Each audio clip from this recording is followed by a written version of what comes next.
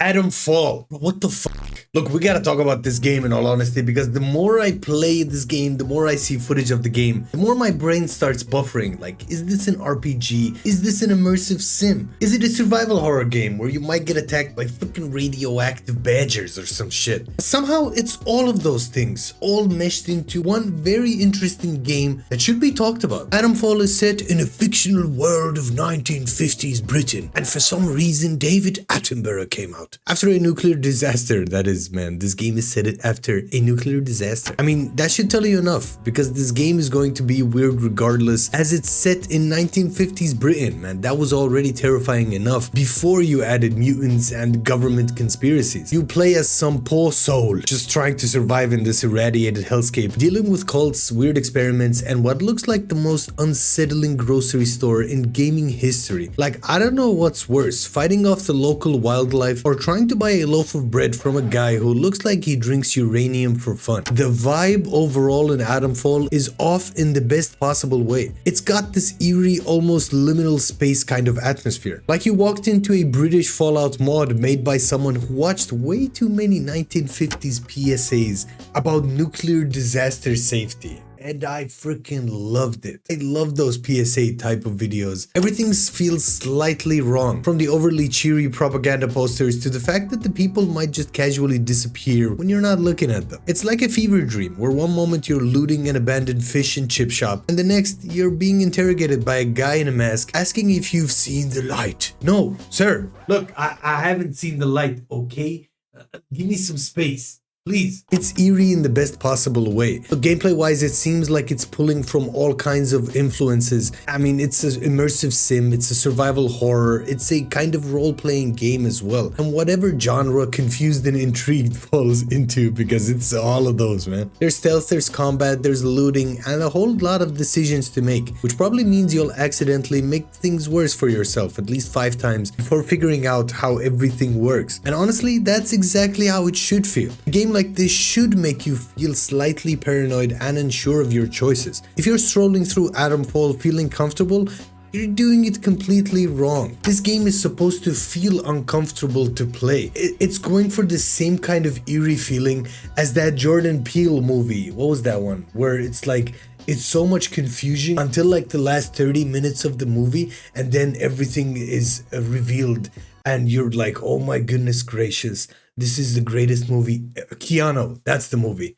That's the movie for sure. See what I did there? You thought I was going for...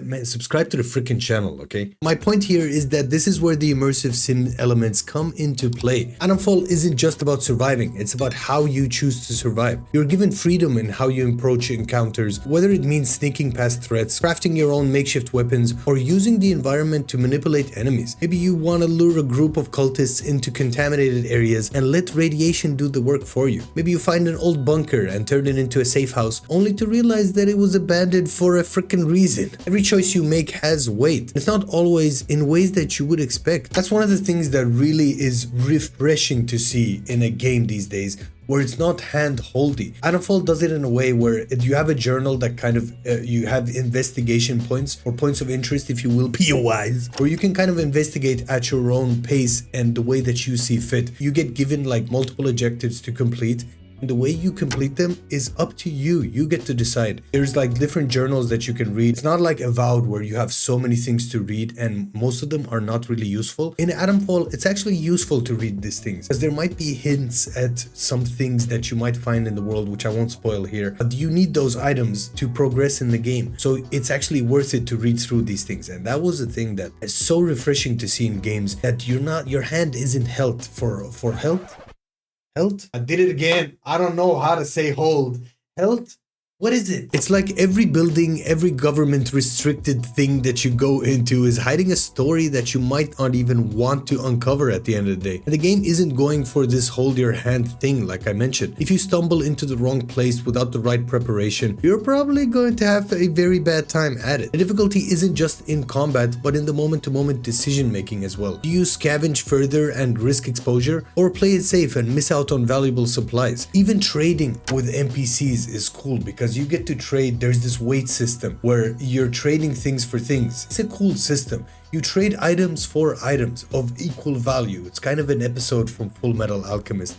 And if you know that series, you like the video, man, you're a broski already. So you might have this risk of giving away weapons for an item that you need to further yourself in the game, and there's this risk reward thing where do you give this pistol away in a trade because you know you might find another pistol of equal value later on, or do you want to trade something else like food, because items are surprisingly scarce in this game, at least in the early hours so far. And like, I found that really engaging, really immersive, where you're actually thinking of consequences of not only your actions, but the things you might trade with NPCs as well. The game's difficulty overall isn't about just enemies. It's about resource management, knowing when to pick fights and learning from your mistakes. Unlike traditional survival horror RPGs, where you're often funneled through a set path, man, the freedom of choice here is spectacular. It lets you screw up in the best and worst ways possible. I feel like every decision you make in this game, it's on you. You can waste all your ammo on some wildlife instead of saving it for a real threat, man.